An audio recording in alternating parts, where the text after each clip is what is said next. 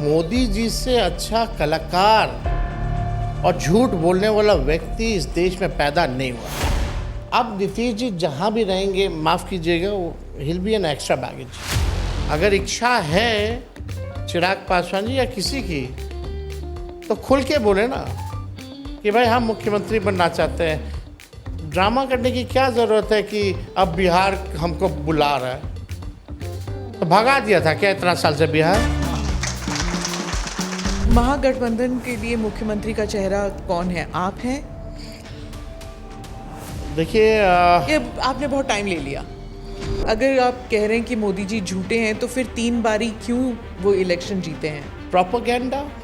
propaganda, all the constitutional institutions are being hijacked.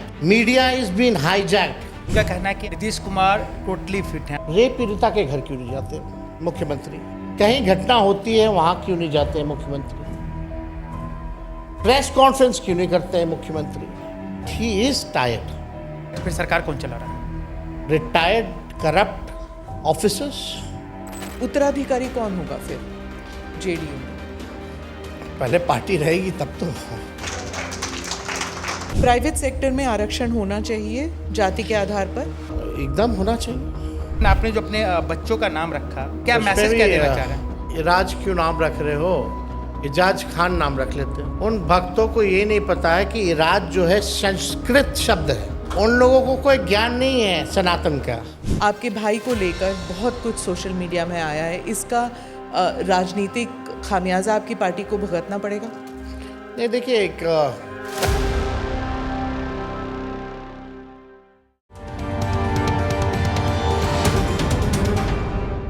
Namaste, Jai Hind. You're watching or listening to another edition of the ANI podcast with Smita Prakash. This episode is being filmed in Patna, Bihar. My guest today is Tejasvi Yadav, a former Deputy Chief Minister of Bihar and the de facto chief of the Rashtriya Janata Dal. He is currently serving as the leader of the opposition in the state. Before entering politics, Tejasvi was a professional cricketer. Today, he is seen as a political heir of Lalu Prasad Yadav and a key player in shaping Bihar's future. I'm joined in this episode with Mukesh, my colleague. Tejasvi ji, congratulations pehle to. You become a father again, second time. What did it feel like? बहुत बहुत शुक्रिया। अब ये खुशी जो है शब्दों में बयां की नहीं जा सकती। You need to have a experience of it. बहुत ही अच्छा लगा। सब लोग, माता पिता मेरे और बहनें वगैरह सब लोग थी, और एक अलग ही खुशी का एहसास है जो शब्दों में बयान नहीं किया जा सकता। अब लगता है कि अब थोड़ी रिस्पॉन्सिबिलिटी जो है और बढ़ गई है। बढ़ गई है। हाँ। लेकिन आपकी बेटी उन्हें समझ में आया कि हाँ, भाई है? हाँ। What was her reaction? Touchwood, she is very intelligent and she understands. हाँ। और अभी तो I'll show you, अलग से पिक्चर भी दिखा देंगे। हाँ। अब तो गोद में लेती भी है उसको। हाँ, not yet jealous? No, not yet. Not yet. She understands that it's pro. Okay. हाँ, ममता बनर्जी आई थी कंग्रेचुलेट करने के लिए। उन्होंने क्या कहा आपसे? हाँ, नहीं, असल में 9 महीने से मेरी वाइफ जो थी वो वहीं थी, और हर महीने 1-2 दिन के लिए मैं जाता था। तो ममता जी ने पूछा, तुम हर महीने तुम कलकत्ता आते हो, हमको बताते नहीं हो। तो obviously it was a private thing. तो मैंने उनको बताया कि ऐसी बात है। तो उन्होंने कहा था कि जब डिलीवरी होगी तो हमको ज़रूर इन्फॉर्म करना, मैं ज़रूर आऊँगी। तो I informed her and she came and she blessed my baby. Okay, that's nice. पर यहाँ पर it's become a political issue also. सब कह रहे हैं कि यहाँ पर भी तो अस्पताल है, why did you have to have the baby outside Bihar? नहीं, ऐसा कोई अस्पताल को लेकर के नहीं, मतलब इसमें तो घर पे ही रहना पड़ता है। आप जानते हैं मैं भी बिज़ी रहता हूँ, मम्मी पापा भी बिज़ी रहते हैं, और इस मोमेंट पे प्रेगनेंसी के टाइम में आपको 24 घंटे कोई एक देखने वाला जो है परिवार का वो चाहिए। तो my brother in law stage in Kolkata, I thought it will be for a change, she will be also that.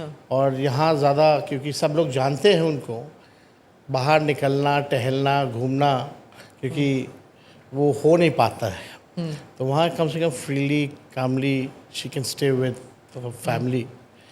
तो थोड़ा बेटर होगा इस Okay. थॉट के साथ, because I am also travelling every day, 14-15 घंटे सड़क पे रहता हूँ। तो फिर मम्मी पिताजी की कभी कभी तबीयत ठीक नहीं रहती है, तो उस हालात में मेरे को लगा कि बेटर होगा कि उनको, हाँ, सब but लोगों की it's- राय थी। It's nice कि आप you found the time to come, and I'm told it's your first podcast. So I'm really looking forward to asking you some political questions क्योंकि चुनाव होने वाले हैं। तो can you tell me a little bit whether your party is prepared to take on this big election machinery of BJP and JDU, और BJP जो है वो I think लगभग तय हो चुका है ओनली कि आवर पार्टी या Congress party never compromise with BJP. हम लोगों ने अपने विचारधारा से कभी भी कॉम्प्रोमाइज़ नहीं किया। बीजेपी और उनकी विचारधारा से हम लोगों ने हमेशा लड़ाई लड़ी है, कभी पीछे नहीं हटे। और ये चुनाव क्या, पिछला चुनाव में भी वी वर फुली रेडी। और आप कह सकती हैं कि 2020 का जो चुनाव था केवल 12,000 वोटों का अंतर था, और वो 12,000 वोटे का अंतर भी कैसे हुआ रात के अंधेरे में, वो बिहार की जनता सब लोग जानते हैं। अभी भी चाहे कोई आए, ये चुनाव जो है एक परिवर्तन का चुनाव होने जा रहा है, बदलाव का चुनाव होने जा रहा है। जो व्यक्ति 2005 में पैदा हुआ, आज वो 20 साल का हो गया है, और इस 20 साल के राज में नीतीश कुमार जी मुख्यमंत्री रहे, 11 साल से नरेंद्र मोदी जी प्रधानमंत्री रहे। फिर भी नीति आयोग की रिपोर्ट में गरीबी में बिहार नंबर 1 है, बेरोजगारी में नंबर 1 है, पलायन सबसे अधिक बिहार में होता है, प्रति व्यक्ति आय सबसे कम बिहार में है, प्रति व्यक्ति निवेश सबसे कम बिहार में है, शिक्षा चिकित्सा में हम फिसड्डी हैं, लॉ एंड ऑर्डर अगर एनसीआरबी के आंकड़े देखें तो लगातार 2005 के बाद से अपराध बढ़े हैं। जब 20 साल नीतीश जी को मौका मिल गया और प्रधानमंत्री जी को जब मौका मिला 11 साल, तो उन्होंने बिहार के लिए कुछ नहीं किया। और प्रधानमंत्री ji whenever he comes to Bihar, या प्रधानमंत्री जी तो किसी भी राज्य में चुनाव होता है उसी राज्य को बोलते हैं कि हम नंबर 1 राज्य बनाएंगे।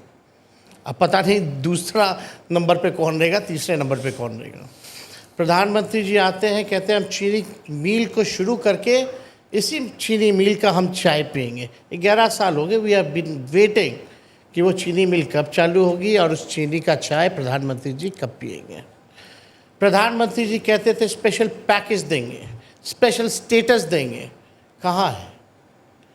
बिहार की जनता जानना चाहती है कि कहाँ है वो। जो बजट अभी निकला था वो तो कंप्लीट बिहार पैकेज था, बिना कहे कि ऑलरेडी स्पेशल कई स्टेटस है। चीज़ें जो पहले से चल रही हैं उन्हीं चीज़ों को, पुराना चीज़ों को ही अनाउंस किया गया। वो स्पेशल पैकेज में आप काउंट नहीं करेंगी। आप बताओ ना, बिहार के ही मंत्री हैं गिरिराज सिंह जी, कैबिनेट मिनिस्टर हैं, कपड़ा मंत्री हैं, टेक्सटाइल की जिम्मेवारी है। 9 टेक्सटाइल पार्क में से एक भी बिहार को क्यों नहीं मिला? या कितने केंद्र में मंत्री हैं बिहार के लिए, केंद्र से बिहार में क्या लेके आए? बल्कि यहाँ तो बरौनी वाला जो था उसको भी जो है कहाँ कर्नाटका भेजने की तैयारी कर दिए थे वो कृषि मंत्री जो हैं शिवराज चौहान जी, जब हम लोगों ने ट्वीट एथेनॉल किया वाला। था। वो कौन सा था वो? रिसर्च सेंटर था मक्के का, हाँ, मक्के का रिसर्च सेंटर जो था, अनुसंधान केंद्र, उसको भी शिफ्ट करा दिया था। तो बाद में हल्ला हुआ, तब रोकने की बारी आई।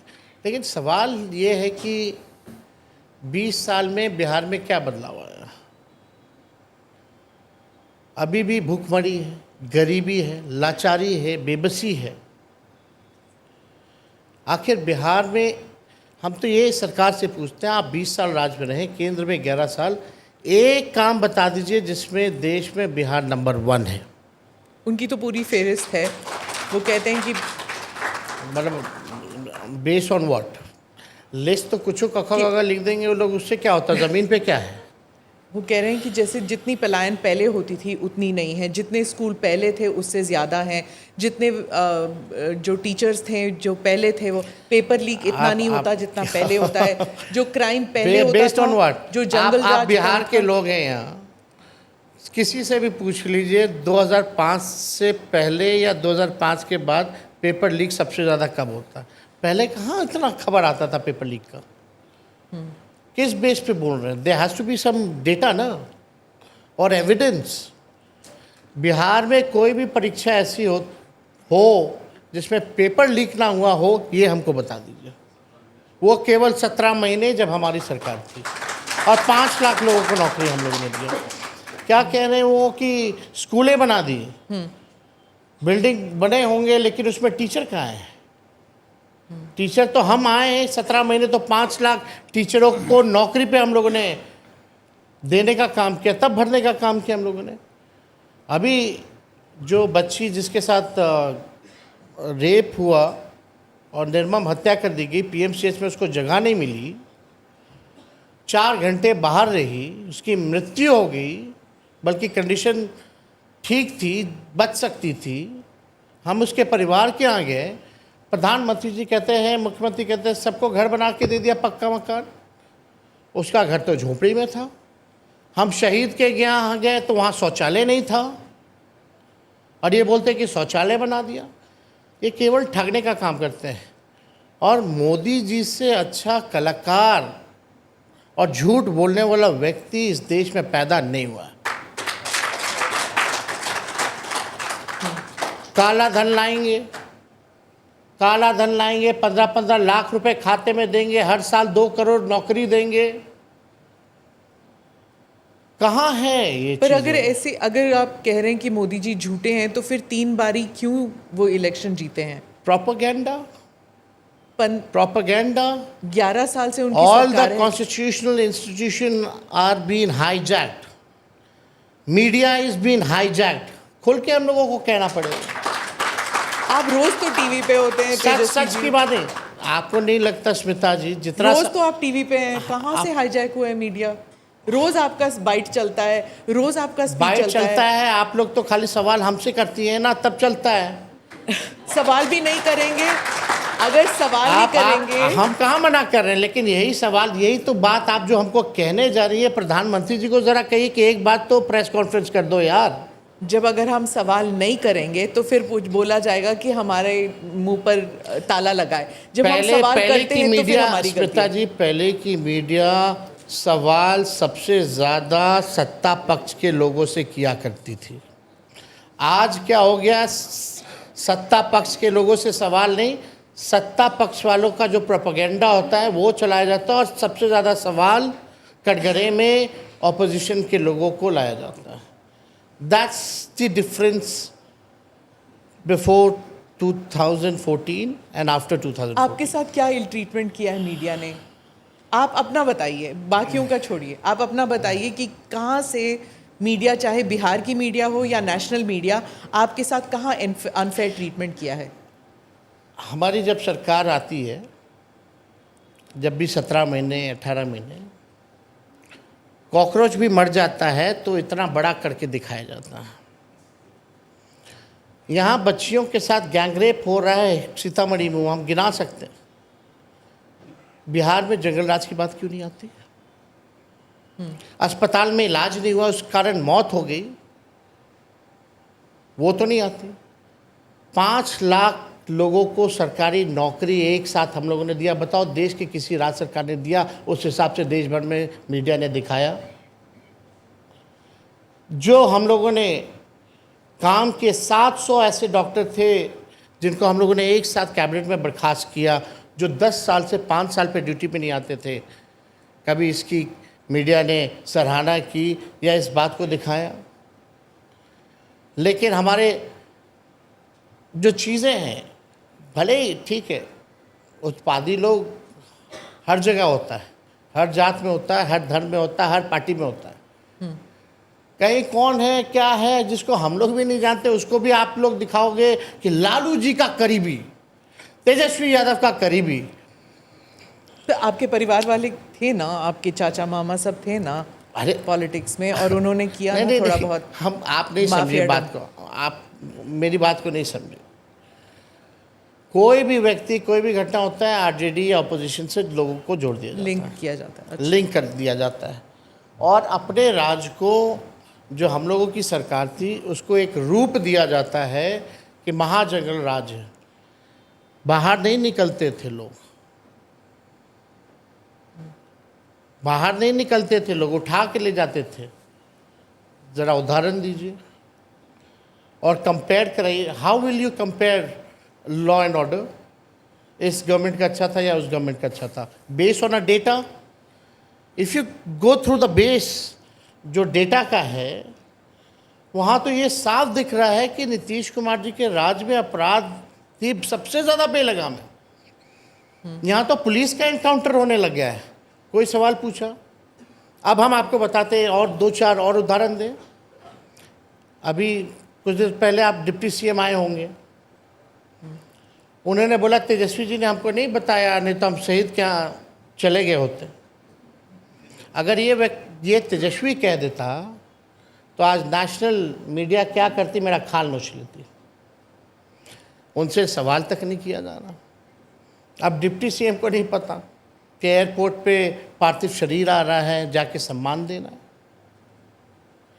और यही नहीं, जो रेप कांड हुआ था अभी, उसमें डिप्टी सीएम कहते हैं कि भाई जो परिवार के लोग हैं उनको बोलते हैं माँ कसम खाओ, बहन कसम खाओ, कोई चर्चा नहीं होती। ये पार्शियलिटी क्या किस लिए कसम खानी? कि पीएमसीएच में इलाज नहीं हुआ। परिवार का आरोप था कि 4 घंटे 5 घंटे हमको बाहर रखा गया, जो कि सच था। तभी ना आप डिप्टी सुपरिटेंडेंट को हटाए हो, और उनके ही घर जाकर के आप पूछते हो कसम खाओ, तुम झूठ बोल रहा है। आप उस पीड़ित परिवार से आप संवेदना प्रकट करने गए हैं या माँ की कसम खिलाने गए हो? लेकिन न्यूज़ में, चर्चा में कहीं नहीं है, होगा भी नहीं। कहाँ से आता है ये सब? अब खैर, ये सब बात करने का बिहार की जनता बहुत ही होशियार है, समझदार है, और एक एक चीज़ों को वो जानती है। तेजस्वी जी, सुबह से जितने भी आ रहे हैं अपोजिशन के लीडर, बीजेपी हो या जेडीयू के हो, उनका कहना है कि आप उन पे एलिगेशन लगाते हैं नीतीश कुमार पे। नीतीश कुमार टोटली फिट हैं, आप कहते हैं कि मेंटली टायर्ड है, फिजिकली फिट नहीं है। आप कहते हैं कि रिटायर्ड अधिकारी सरकार चला रही है, करप्शन है, बहुत सारे एलिगेशंस लगा। उन लोग का कहना है कि भाई वो तो इतनी गर्मी में भी घूम रहे हैं, आज भी डबल ये उद्घाटन कर रहे हैं, धूप में जा रहे हैं, वो तो घर से निकल नहीं रहे हैं। कड़ाके इसमें की क्या? सर्दी में भी गए हाँ। थे, वो कह रहे हैं।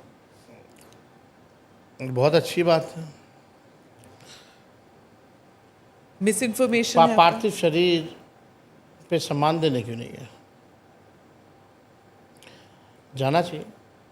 एक बार भी मीडिया से इंटरेक्शन करना क्यों बंद कर दिया? आप लोगों ने कभी ये देखा कि नीतीश जी अब मीडिया के सामने कोई कुछ नहीं बोलते? और कई बार डेप्यूटी चीफ मिनिस्टर अगर मंच पे खड़े हों, अधिकारी अगर खड़े हों, तो उनका हाथ क्यों पकड़ते हैं? आपने वो वीडियो भी देखा होगा। हाँ। जब राष्ट्रगान चल रहा होता है तो अपने अधिकारियों से हाथ फैला फैला करके बातें करना, ये क्या दिखाता है? जब बापू महात्मा गांधी जी के जब सम्मान की बात आई थी, सलामी चल रहा था, तो ताली मार रहे थे, और सब लोग हाथ उनको बता रहा था नीचे करो नीचे करो। देखिए, एक उम्र का पड़ाव होता है, और हमको ज़्यादा इस पे उनके बारे में इस पे टिप्पा टिप्पणी करना ठीक नहीं लगता। But he is tired. आप इस बात को समझिए। प्रधानमंत्री, ये मुख्यमंत्री जी, जब हम लोग बोलते हैं टायर्ड है, तो हफ्ता में 1-2 दिन एक रोड प्रोजेक्ट घुमवा देगा, फ़ोटो खिंचवा लेगा, IPRD वाला से डलवा देगा, फिर दूसरा दिन डबल डेकर अगले हफ्ते लेके चला जाएगा। बस पटना के मुख्यमंत्री आवास से 2-3 किलोमीटर दूरी बस। रेप पीड़िता के घर क्यों नहीं जाते मुख्यमंत्री? हम ये जानना चाहते हैं। कहीं घटना होती है, वहाँ क्यों नहीं जाते हैं मुख्यमंत्री? प्रेस कॉन्फ्रेंस क्यों नहीं करते हैं मुख्यमंत्री? जब पाकिस्तान से युद्ध चल रहा था तब एक बार भी शब्द अगर मुख्यमंत्री जी ने अपने जुबान से बोला तो हमको बता दो। तो आप कहते हैं टायर्ड है, तो फिर सरकार कौन चला रहा है? रिटायर्ड करप्ट ऑफिसर्स, जो भ्रष्ट अधिकारी हैं। ये पीएमसीएच के जो थे सुपरिटेंडेंट, वो भी रिटायर्ड ही थे ना। मेरे सरकार गिरने के 2 दिन बाद उनको एक्सटेंशन दे दिया गया। जो चीफ इंजीनियर जो पकड़ा गया था उसके घर करोड़ों रुपए रेड में, वो रिटायर्ड ही था ना। मतलब ये रिटायर्ड लोग में ऐसी क्या खूबी है जो अभी लोगों में नहीं है? तो स्वाभाविक तौर पर अगर आप देखें तो उत्तराधिकारी कौन होगा फिर जेडीयू में? पहले पार्टी रहेगी तब तो। इस इलेक्शन के बाद पार्टी नहीं रहेगी? ये भी सवाल खड़ा होता है। अगर पार्टी अगर बच गई उसके बाद हम लोग डिस्कस कर सकते हैं। पहला काम तो पार्टी पहले बच जाए उनकी, और यही पार्टी बचाने के लिए तो नीतीश जी हमारे साथ गठबंधन किया था, फिर हम लोगों ने इंडिया अलायंस बनाया था। आप वो स्टेटमेंट देखी होंगी जब इस्तीफ़ा दे कर के आए थे, तो नीतीश जी ने साफ कहा था कि जैसे शिवसेना को वहाँ तोड़ रहे थे, झारखंड में जेएमएम को तोड़ रहे थे, और यहाँ नीतीश जी की पार्टी को तोड़ रहे थे। उन्होंने खुद बोला कि हमारी पार्टी को तोड़ा जा रहा था, इसलिए हम लोग यहाँ आए। और फिर गए क्यों? अभी तक समझ नहीं आया हमें कि गए क्यों, आते क्यों हैं, जाते क्यों हैं, ये भी नहीं समझ आता। ये बताओ, आप समझ नहीं पा रही हैं तो उस व्यक्ति को बिहार का गद्दी पे बैठना चाहिए। अब क्या बोलते हैं नीतीश जी? इधर जाते हैं तो अरे वो लेके चला गया था, इधर आते तो बोलते वो लेके चला गया था, फिर बोलते आप गलती नहीं करेंगे, अरे फिर वो लेके चला गया था, हम थोड़ी जा रहे थे, फिर बोलेंगे वो लेके चला गया था। जो व्यक्ति अपना निर्णय ना ले पाए वो बिहार का 14 करोड़ लोगों का निर्णय कैसे ले सकता है? पर अगर आज भी अगर वो कहते हैं कि आपके पास आएंगे तो आपके पिताजी उन्हें ज़रूर वापस ले लेंगे, है कि नहीं? नहीं, नहीं, एकदम नहीं। हमारे पिताजी हम जानते हैं, हमने भी देखा हुआ है, अरे हमने हम भी बता ना राजनीति रहे। देखा हुआ ना। हम जानते हैं ना। अगर वो कहें आज, देखिए, नीतीश जी, एक बार अगर कोई गलती करे तो ठीक है, माफ़ कर देना चाहिए। अब तो उन्होंने 2 बार गलती कर ली, अब तो माफ़ी बनती नहीं। और अब नीतीश जी जहाँ भी रहेंगे, माफ़ कीजिएगा, वो हिल बी एन एक्स्ट्रा बैगेज, बोझ बन करके रहेंगे। और उनकी पार्टी आप मतलब तो, वही है ना, महाभारत में कृष्ण, चलिए मैं नहीं बोलती हूँ, नहीं तो फिर वही बात चलती है ना कि पांडव लेंगे कि सेना लेंगे कि उससे कृष्ण कोई को फर्क लेंगे? नहीं पड़ता। वो बहुत सारे उदाहरण हैं। आप महाभारत का नहीं देखे, ग्लाइडेटर्स का भी दे सकते, इसका भी दे सकते, ग्लाइडेटर्स का भी दे सकते, हाँ। 300 मेंस का भी दे सकती है। हाँ, तो फिर आप जेडीयू को तोड़ के आप अपने पार्टी में लेंगे, क्या करेंगे? उनके पार्टी के लोग निर्णय लेंगे। कोशिश तो जो देखो, अभी जेडीयू को कौन चला रहा है? बताइए। 1-2-4 लोग हैं जो भाजपा से ही आए थे। वही संजय झा जी अरुण जेटली जी के खास थे, ठीक है, राजनीति से कोई मतलब नहीं था। यहाँ के ऐसे एमएलसी बना दिया गया, मंत्री बना दिया गया, उनको अब राष्ट्रीय अध्यक्ष बना दिया गया, वर्किंग प्रेसिडेंट। नेशनल मिशन पे गए थे वो तो पूरा नीतीश जी छोड़िए, वो तो नीतीश जी जो बोलेंगे, मोदी जी या अमित शाह अगर कह दें तो संजय झा अमित शाह जी की बात मानेगा, संजय झा नीतीश जी की बात नहीं मानेगा। ये बात सच है, और आप फील भी कीजिए, करिएगा थोड़े आने वाले समय में, और आप लिख लीजिए। तो एक तो आप संजय झा का नाम बताएं, और कौन और भी लोग हैं, कौन लोग हैं जो आप जिनके बारे में कहते हैं वो हाईजेक कर लिया गया पूरी सरकार? और सब जो पार्टी बदलता रहता है सब।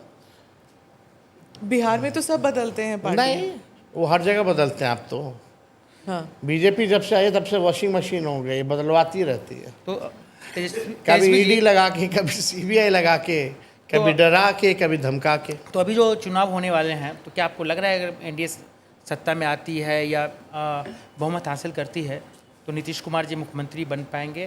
क्या लग रहा है आपको?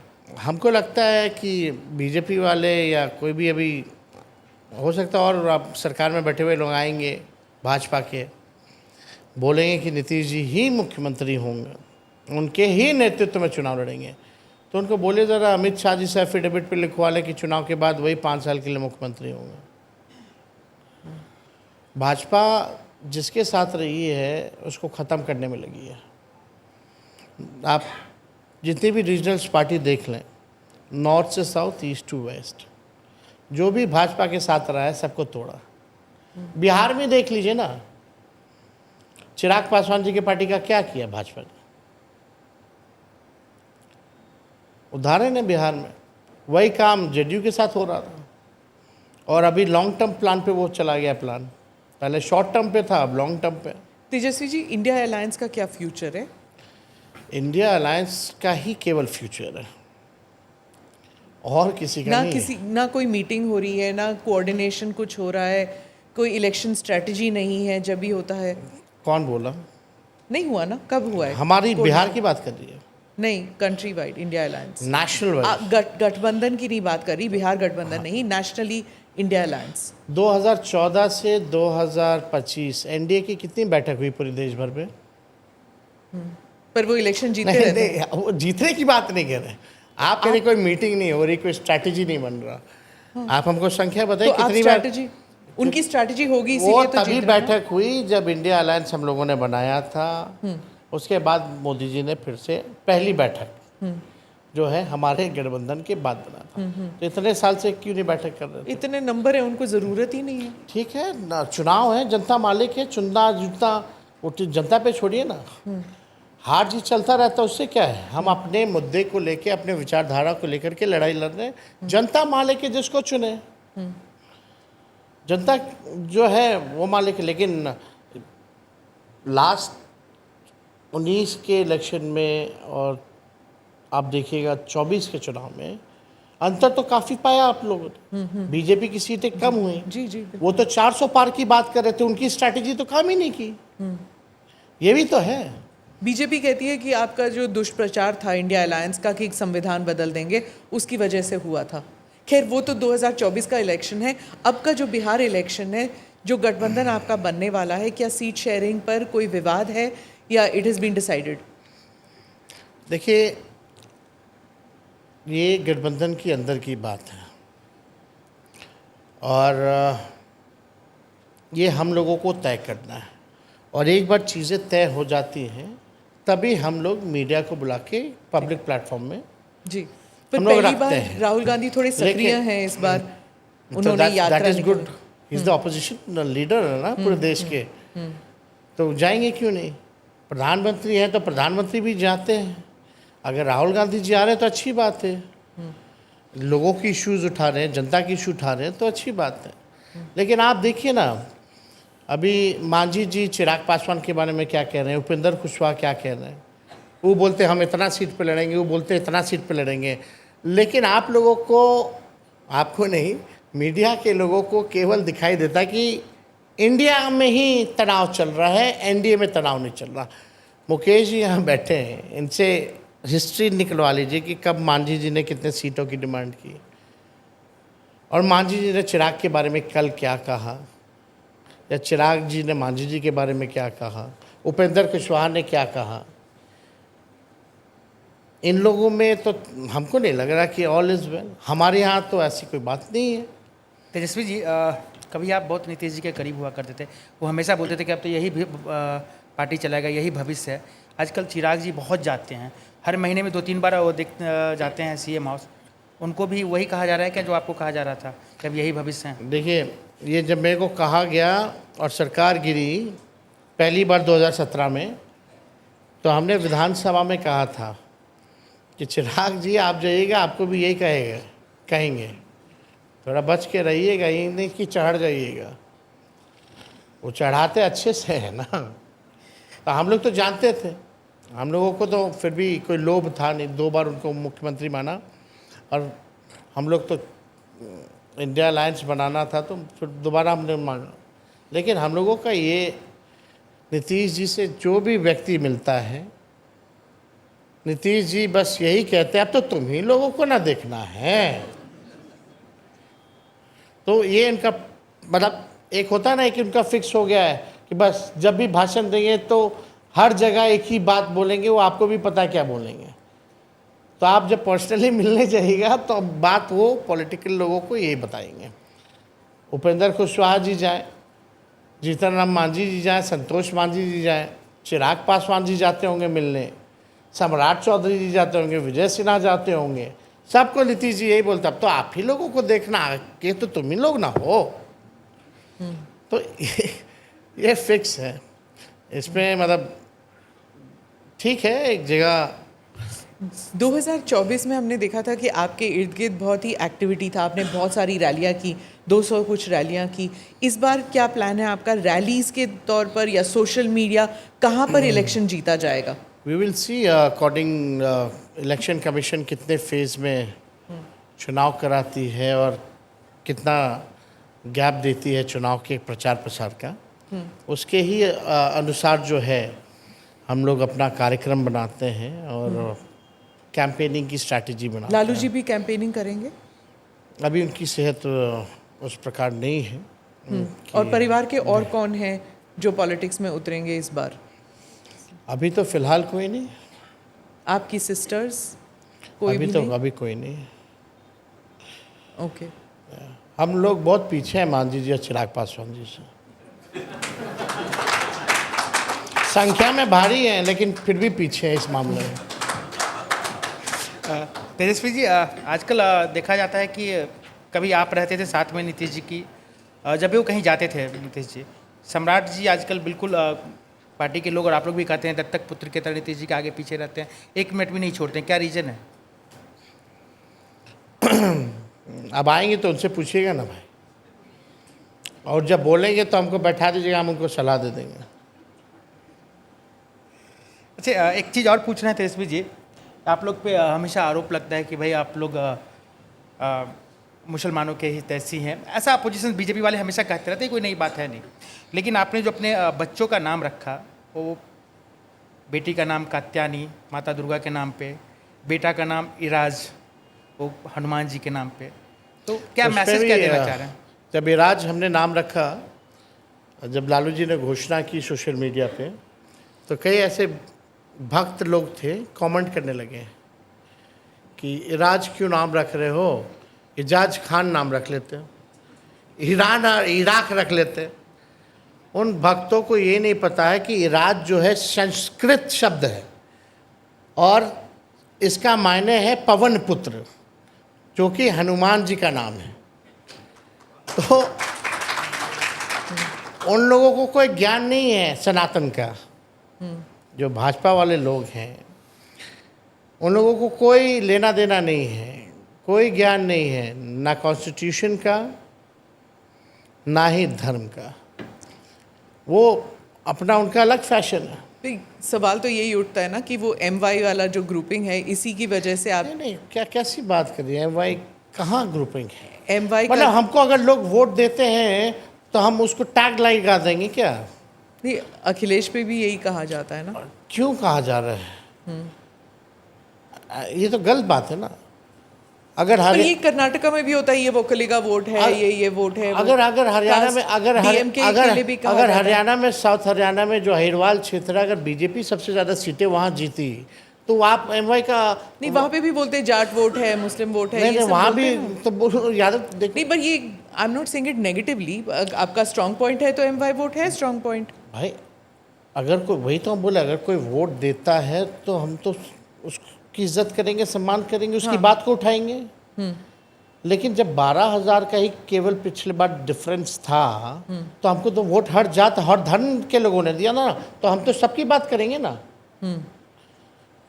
आप देखिए केवल कितना का अंतर था, 12,000। मतलब 6-7 सीटें और हमारी होती तो हमारी सरकार होती। 15 सीट का फर्क था ना। आप कह सकते हैं कि 110 पहले था, 4 AIM के आए तो 114 हुए, 122 मेजॉरिटी के लिए चाहिए, तो आप समझिए कि 6 और 2 8, 7-8 सीट। इस बार AIM के कितने लोगों को तोड़ेंगे आप? ओवैसी जी बहुत खफा हैं। अब देखिए, हम हम लोग तोड़ने वाले लोग नहीं है, जोड़ने वाले लोग हैं, हमने जोड़ा है। वो कहने की बात है ना। वो कहने की बात है, तो मेरी कहने की बात ये है कि वो फिर तो आप वही नीतीश वाली का बात कर रहे हैं ना नहीं। कि आप वो मेरे को नहीं, ले लोग आए, आए मैं ना। उधर चला गया। नहीं तो देखिए, चारों विधायक अपने मर्जी से आए। हमारी हम तोड़ के उनको क्या दिए हैं जो वो आएंगे, बताइए तो। सरकार में आएंगे तो फिर मंत्री पद मिलेगा कहाँ उन्हें? मंत्री बने वो? अगर आपकी सरकार आती है तो नहीं, ऐसे थोड़ी होता है कि वो आ जाएगी, वो लोग नहीं जान रहे हैं। उन लोगों को भी तो पता है कि आठ कहाँ से आएगा। वो तो अपने मन से है, हमारे पास क्या था देने के लिए। लेकिन उनका ये कहना था कि एक सेकुलर फोर्सेस जो है यूनाइटेड रहे, वो ज़्यादा बेहतर है। तो इस बार इंडिया अलायंस में अगर ओवैसी साहब आते हैं तो आप उनके साथ मिलेंगे? अभी हमारी कोई इस बारे में कोई चर्चा नहीं हुई है, कोई बात नहीं हुई है। अच्छा तेजस्वी जी, क्योंकि बहुत कम सीटों से आपकी सरकार बनते बनते रह गई थी, उस पर आपने कई एलिगेशंस लगाए थे, वो बाद में पूछेंगे।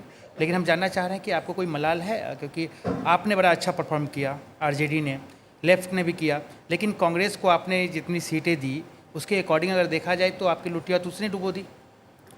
कहने के लिए लोग कहें वो अलग बात है, लेकिन हम सब लोगों ने कमेटी बनाई है, कोऑर्डिनेशन कमेटी बनाई है, सब कमिटीज़ बनाई हैं, और लास्ट एक्सपीरियंस के बाद विनेबिलिटी को देखते हुए आगे उसी हिसाब से will make a strategy and will work together, और मिल करके हम लोग काम और चुनाव दोनों लड़ेंगे, और कमियों को, जो भी कमियां होंगी हमसे या किसी से भी, उस कमियों को भी दूर किया जाएगा। तभी ये कमिटीज़ वगैरह हम लोगों ने बनाई है, क्या एजेंडा रहेगा, क्या लोगों के मुद्दे रहेंगे, इन सब पे काम चल रहा है। चाहे सोशल मीडिया हो, मीडिया हो, हमारा प्रेजेंस कैसा होना चाहिए। तेजस्वी जी, सबके सोशल बारे में। मीडिया की बात करते हैं तो जब आपके पिताजी जब पॉलिटिक्स में सक्रिय थे तो उस वक्त सोशल मीडिया नहीं था, तो लोगों के प्राइवेट लाइफ्स के बारे में इतना पता नहीं होता था लोगों को। अब बात बदल गई है, आप अगर डिनर भी खाने जाते हैं तो सोशल मीडिया में फ़ोटो आ जाएगा। आपके भाई को लेकर बहुत कुछ सोशल मीडिया में आया है, इसका राजनीतिक खामियाजा आपकी पार्टी को भुगतना पड़ेगा? नहीं, देखिए, एक प्राइवेट चीज़ें अलग है, पर्सनल चीज़ें अलग है। अगर हम यहाँ नरेंद्र मोदी जी के परिवार के बारे में बात करें कि यशोदा बहन उनके साथ क्यों नहीं रहती हैं, तो अच्छा नहीं लगेगा। That is a private thing, और and I don't want to do a politics जिससे देश या बिहार के लोगों का, इससे क्या भला होने वाला है, बताइए। नहीं, पर उनके प्राइवेट लाइफ को भी सोशल मीडिया में उछाला गया अब था। ये देखिए, ये उनकी प्राइवेट लाइफ है, उनकी बातें आई हैं। जहाँ तक मेरे बच्चे की नाम की बात आई थी, हमने अपने पक्ष को रखा है। जो भी होगा वो अपने पक्ष को रखेंगे, और बाकायदा लालू जी ने जो निर्णय लिया है उस पर हम लोग सब लोग मानने वाले लोग हैं। मैं एक दो सवाल स्टूडेंट से पूछूंगी। कुछ, हाँ, there is a girl right at the back, mic दे दीजिए उन्हें। Good evening everyone. मेरा नाम अंजलि कुमारी है। मेरा सवाल आपसे ये है कि आपको क्या लगता है बिहार के पॉलिटिक्स में सही मायने में नए चेहरों को मौका मिल रहा है, और आपकी पार्टी में नए चेहरों के लिए क्या स्कोप है, और आपके लिए क्या अहमियत है नए चेहरों की? मतलब ये युवा की बात कर रही है। नहीं, अगर पॉलिटिकल फैमिली का कोई ना हो, जैसे आपने बाकियों के बारे में कहा, ये और सामने कारी शोएब है, सामने राजेश जी हैं, और हमारे इस बार, पिछली बार सबसे ज़्यादा नौजवानों को हमने टिकट दिया था जो हमारे परिवार के भी नहीं थे, और सब चुनाव जीत के हैं। सबसे युवा विधायक अगर कोई है तो हमारे दल के हैं। और देखिए, बिहार जो है देश का नहीं बल्कि दुनिया का सबसे युवा प्रदेश है। हमारा देश दुनिया में सबसे युवा देश है, और इस युवा देश में सबसे युवा अगर कोई प्रदेश है तो वो बिहार है। ऑलमोस्ट नियर अबाउट 60% युवा है, और हम दिल से चाहते हैं कि युवा जो है आगे बढ़े, राजनीति में आए, डिसीजन मेकिंग में आए, पॉलिसी मेकिंग में आए, ये हम दिल से चाहते हैं। और एक गैप भी हो गया ना, जनरेशन गैप भी हो गया। तो अगर नए पीढ़ी के लोग आएंगे और जिनकी सबसे ज़्यादा आबादी 60% है, तो उनकी समस्याओं को और बेहतर ढंग से वो जान पाएंगे और निदान कर पाएंगे। अब आगे का जो ज़माना है वो पूरा टेक्नोलॉजी और एआई का ज़माना आने वाला है, वो आप भी जान रही हैं। अब नीतीश जी को ये बातें नहीं समझ में आती। नीतीश जी को मोबाइल भी समझ में नहीं आता। अगर मोबाइल फ़ोन अगर आप रख लें मीटिंग में, तो उनके दिमाग में केवल एक ही बात आता कि मोबाइल जो है, इसके वजह से दुनिया 10 साल में ख़त्म हो जाएगी। ये उनकी सोच है। वो भले कुछ क्या कह के बोलते हैं, वो अलग कारण है, लेकिन ज़माना जो आने वाला है, that is totally dependent on technology, AI, जो हमारा फ्यूचर होने वाला है। तो उसको समझने वाला जो नई पीढ़ी है, अगर वो लोग अगर पॉलिसी मेकिंग में, डिसीजन मेकिंग में आए, तो हमको लगता है कि इससे बेहतर क्या होगा। पढ़ी लिखी जो पॉपुलेशन है और जो सर्विस क्लास के लोग हैं, वो अपने बच्चों को पॉलिटिक्स में नहीं भेजना चाहते कि ये दलदल है, करप्शन है, पावर प्ले है, आप कहीं नहीं जाएंगे। So you know, people don't want to send their children into politics. No, I don't think so. No? Not in my state it is like that.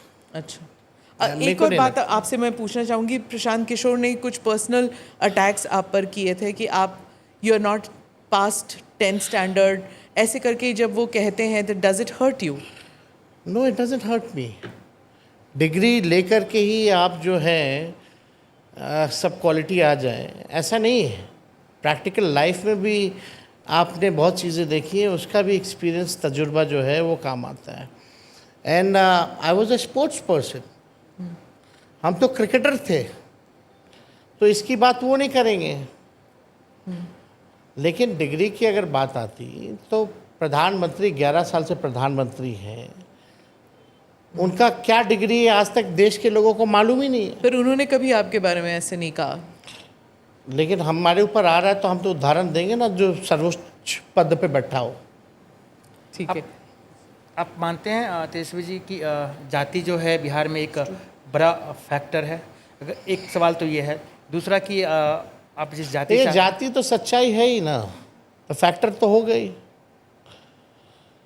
ये तो सत्य है, और ये कोई लालू जी और तेजस्वी यादव तो लेके नहीं आया, ये तो कई सदियों से चला आ रहा है। प्राइवेट सेक्टर में आरक्षण होना चाहिए जाति के आधार पर? एकदम होना चाहिए। Two students I think want to ask a question. अच्छा, आप पूछना चाहते हैं? पत्रकार अमित कुमार है, और मेरा सवाल है कि आपने कहा था कि कास्ट सेंसस की आप लोगों ने डिमांड की थी और इस वजह से मोदी जी को कास्ट सेंसस के लिए मजबूर होना पड़ा और फिर कैबिनेट ने डिसीजन लिया। राहुल गांधी का भी यही कहना है। और आपको क्या लगता है कि क्या वाकई आपके दबाव में या फिर कांग्रेस पार्टी के दबाव में कास्ट सेंसस बीजेपी को कराना पड़ रहा है? देखिए, यही मोदी जी हैं जो कहते थे कि ये कास्ट सेंसस जातीय विध्वंस पैदा करेगा। अब वो क्यों मजबूर हो गए करने को भाई? क्योंकि जातीय गणना जो है, कास्ट सेंसस जो है, वो सच्चाई जो है देश की वो बताएगा। इसमें हमने पहले भी कहा है, कौन मजदूरी करते हैं, कौन भूमिहीन है, कौन गरीब है, कौन जात के लोग हैं सबसे ज़्यादा, कौन जात के लोग को सरकारी नौकरी कितना है, कितने लोग जो हैं ठेला धोने का काम करते हैं, कचरा साफ करने का काम करते हैं। ये सारा पिक्चर जो है सामने आएगा, और अकॉर्डिंग टू दैट वो डेटा लेकर के आप जो साइंटिफिक डेटा जो आएगा, आप बजट आप उस हिसाब से बना सकते हैं। किसको कितनी ज़रूरत है उस हिसाब से आप जो है अपना आप बजट बना सकते हैं। लेकिन ये इशू जो है लालू जी ने कई एक बार उठाया, और जब देवगौड़ा जी थे प्रधानमंत्री, उस समय जनता दल के अध्यक्ष मेरे पिता होते थे, और उन्हीं के कैबिनेट में ये तय हुआ था, क्योंकि हर 10 साल बाद आपका 10-11 साल बाद जो होता है प्लानिंग कमीशन, वो सेंसस होता है। अच्छा, तो 2001 यानी 97 में ये निर्णय लिया गया था कैबिनेट में कि जो अगला सेंसस जो होगा यानी 2001 उस समय के हिसाब से, उसमें जातीय जनगणना ये लोग कराएंगे। 2001 में प्रधानमंत्री बने अटल जी, और भाजपा की सरकार ने इसको मना कर दिया, निर्णय को बदल दिया। आज भी अगर ये जो नरेंद्र मोदी जी का जो कैबिनेट नोट है, ये 97 वाले ही नोट के आधार पर ही बना है। अगर आप देखें तो जो प्रीवियस गवर्नमेंट ने जो लिया था उसके आधार पे बना है। तो उस समय तो राष्ट्रीय अध्यक्ष जनता दल के लालू जी थे, ये हम लोगों का दल का निर्णय था। और एक बार नहीं, यूपीए की भी सरकार रही तो उस समय भी नेताजी, शरद जी, लालू जी ने आवाज़ को उठाया, सड़कों पर भी हम लोग आए। और यहाँ बिहार में हम लोगों ने तो दोनों हाउस में पास करवाए मेरे प्रस्ताव पे, और मेरे प्रस्ताव पे प्रधानमंत्री जी से हम लोग सब लोग मिलने गए थे। मुख्यमंत्री जी के नेतृत्व में मेरा ही प्रस्ताव था कि अगर वो ना माने मोदी जी तो हम लोग अपने बलबूते, अपने राज्य सरकार अपने खर्च पे कराएंगे, जो किया। तो ये तो क्रोनोलॉजी है। और उस समय भी जब हम प्रधानमंत्री जी से मिलने गए थे तो हमने जितने भी नेता थे, देश भर के बड़े नेता, उन सबको चिट्ठी हमने लिखा था। वो सारा आप देख लीजिएगा, सारा सब कुछ है। अच्छी बात है कि राहुल गांधी जी भी इस मुद्दे को बखूबी मजबूती के साथ जो है उठा रहे हैं। तेजस्वी जी, लेकिन सवाल उठ रहा है कि जो मुद्दे आप उठा रहे हैं वो भी राहुल गांधी बिहार में आके मुद्दे उठा रहे हैं। जैसे कि आपने कहा कि 2500 रुपये देंगे। राहुल जी कुछ कहेंगे, हम कुछ कहेंगे तो ठीक लगेगा।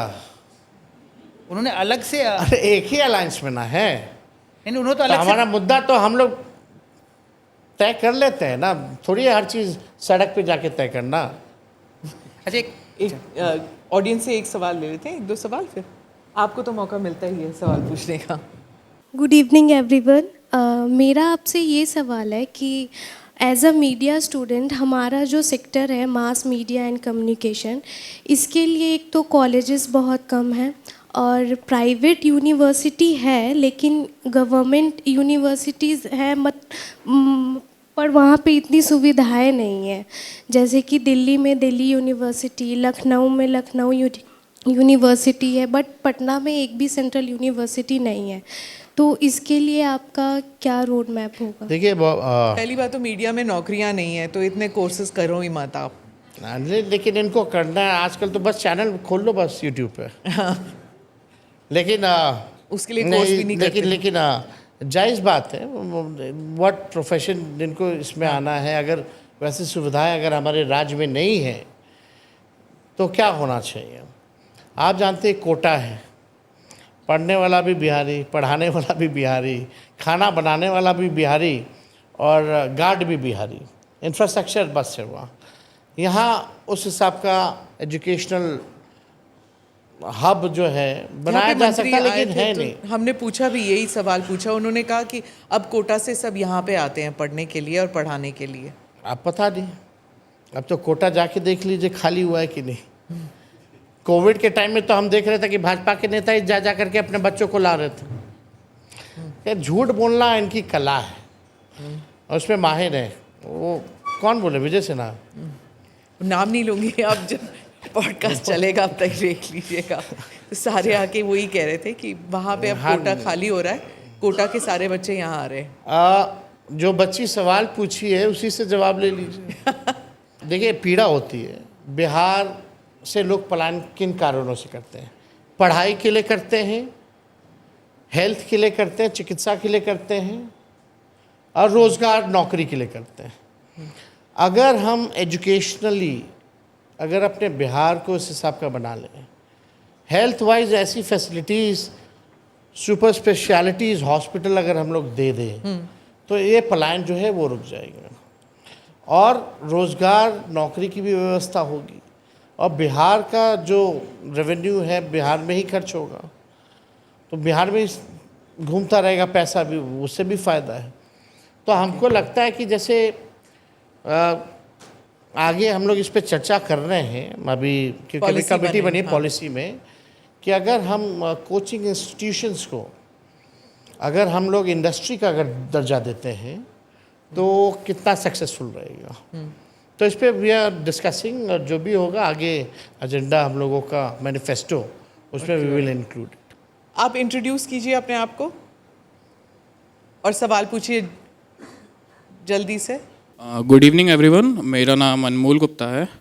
तो मेरा आपसे यह प्रश्न है कि आप युवा नेता हो, आपका यूथ में क्रेज़ बहुत ज़्यादा है, बट एज अ यूथ हम आपकी बातों पर कैसे भरोसा करें? क्योंकि बातें तो सब करते हैं। आप 17 महीने देखे मेरे को? जी 17 महीने का काम देखा आपने मेरा? अस्पताल में कोई मंत्री छापा मारता था क्या? कोई बीजेपी का मार रहा है? 5 लाख सरकारी नौकरी लगी। आईटी पॉलिसी हमने बनाया, स्पोर्ट्स पॉलिसी हमने बनाया, टूरिज़्म पॉलिसी हमने बनाया। 20 साल से सरकार को पता ही नहीं था कि ये पॉलिसीज़ भी ज़रूरी है। जो पढ़ा लिखा उसको भी नौकरी मिला, और स्पोर्ट्स पॉलिसी के तहत 73 ऐसे खिलाड़ियों को भी हमने डीएसपी और अधिकारियों के पद का प्रावधान किया है जिसमें उनको नौकरी मिले हैं, जो बिहार और देश के लिए गोल्ड मेडल लाने का काम किया। देखिए, फोकस एजुकेशन का रहा है, हेल्थ का हम लोगों का रहा है, नौकरी रोजगार का रहा है। 50,000 करोड़ का इन्वेस्टर मीट करा के 50,000 करोड़ का बिहार हम लोगों ने एमओयू साइन करवाया। एसटीपी जो जल जमाव की स्थिति होती थी शहरों में, 18 ऐसे शहरों को हम लोगों ने एसटीपी जो है वो देने का काम किया। हम लोग देखिए, जो 17 महीने में काम किया वो इन लोगों ने अब तक नहीं किया, चाहे आरक्षण बढ़ाने की हो या जाति आधारित गणना हो, जो मानदेय बढ़ाने की बात हो, सारे काम को हम लोगों ने किया है। लेकिन लोग हमारे पास आते हैं, लोगों को उम्मीद है, विश्वास है, भरोसा है कि कभी लाठी पड़ती है तो तेजस्वी के पास लोग आते हैं। क्यों आते? क्योंकि उन नौजवानों का भरोसा है हमारे ऊपर, और हम लोग चाहते हैं कि नौजवानों की बात को जो है रखा जाए। नौजवानों का क्या इशू है? पढ़ाई, दवाई, कमाई, सिंचाई, सुनवाई और कार्रवाई वाली सरकार का ये इशू है, और इसी बेस पे जो है हम लोग काम कर रहे हैं। छात्रों के लाइफ को बेहतर हम लोग बनाए। 17 महीने में पेपर लीक नहीं हुआ, लेकिन मेरे हटने के बाद और उससे पहले पेपर लीक हमेशा होता था। तो ये तो सच्चाई है ना। तो आप अगर देखें तो थोड़ा अध्ययन करना पड़ेगा आपको। लेकिन और जो लोग हैं वो लोग क्या किए हैं इसका भी अध्ययन कर लीजिए। आप ज़रा सवाल पूछिए सम्राट चौधरी जी से, बीजेपी के, नीतीश जी का छोड़ो, बीजेपी के 2 डिप्टी चीफ मिनिस्टर हैं। एक काम बता दीजिए सम्राट चौधरी जी ने जो बिहार के लिए किया हो अब तक, जो दिखता हो, और विजय सिन्हा जी ने जो काम किया हो वो बता दो। काम नहीं, इन लोगों ने केवल कारनामे किए। दोनों में कंपटीशन होता है, कौन कितना गाली देगा लालू जी को और तेजस्वी को। एक कम दिया तो उसके बाद दूसरा जो है और गाली देता है बुला करके। और इनके प्रदेश अध्यक्ष ऐसे हैं जो खुद को ही अभी प्रेस कॉन्फ्रेंस में बोल रहा था कि मैं गाली का डिक्शनरी हूं। अब ये तीसरे आगे कंपटीशन में। लालू जी और तेजस्वी से इनकी दुश्मनी नहीं है, इनको आपस में अपनी लड़ाई है कि कौन मोदी जी का ज़्यादा टीटीएम करेगा। जो लालू जी तेजस्वी को सबसे ज़्यादा गाली देगा उसको मोदी जी प्रमोशन देंगे। इसी कंपटीशन में लोग लगा रहता है। अब बिहार का एक काम हम तो पूछ रहे, कोई एक काम बता दीजिए जो इन दोनों ने किया हो, दोनों डिप्टी चीफ मिनिस्टर ने। कोई काम नहीं, दिन भर बकैती करना, एक पगड़ी कभी बांध लेंगे, कभी उतार देंगे, कुछ कर लेंगे, कोई मतलब ही नहीं है उसका। इतने साल के बाद भी उनके पास कोई मुख्यमंत्री का चेहरा नहीं है बीजेपी के पास, ऐसे क्यों? आपके हिसाब से ऐसे क्यों हुआ है?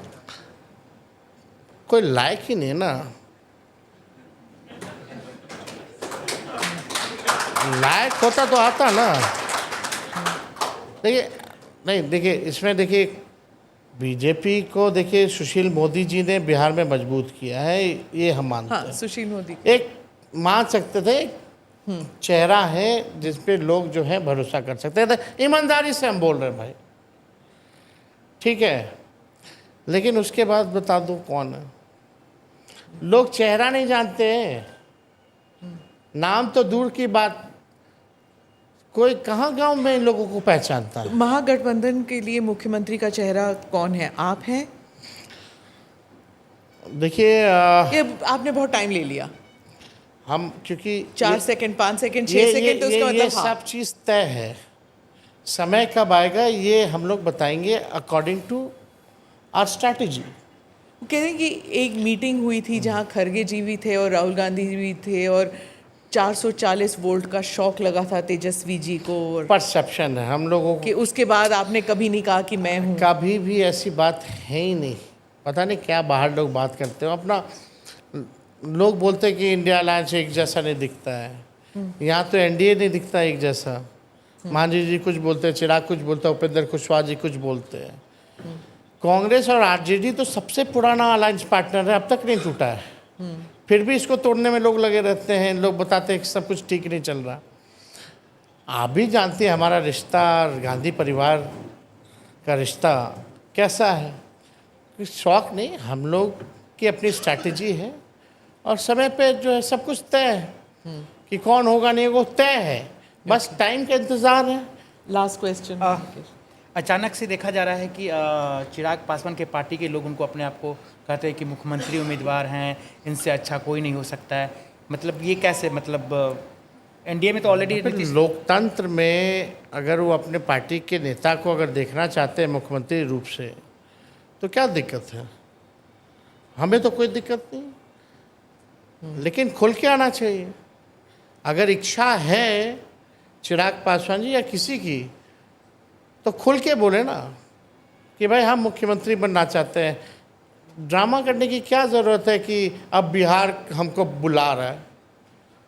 तो भगा दिया था क्या इतना साल से बिहार?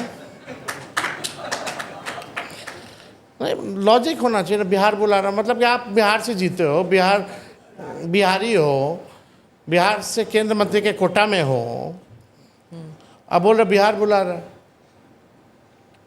अब कहिए आपकी इच्छा है कि हमको मुख्यमंत्री बनना है, बोलना चाहिए, खुल करके बोलना चाहिए। हम तो जहाँ जाते हैं हम बोलते हैं कि भाई हमको सरकार ही नहीं बनाना बल्कि हमको बिहार बनाना है, उसके लिए एक मौका दे दो। On that note, thank you very much. आप पॉडकास्ट में आए, आपको शुभकामनाएं, ढेर सारी शुभकामनाएं and best wishes to the baby too. बहुत बहुत शुक्रिया for your blessings and your best wishes. Thank you for watching or listening to this edition of the ANI podcast with Smita Prakash. Do like or subscribe on whichever channel you have seen this or heard this. Namaste, Jai Hind.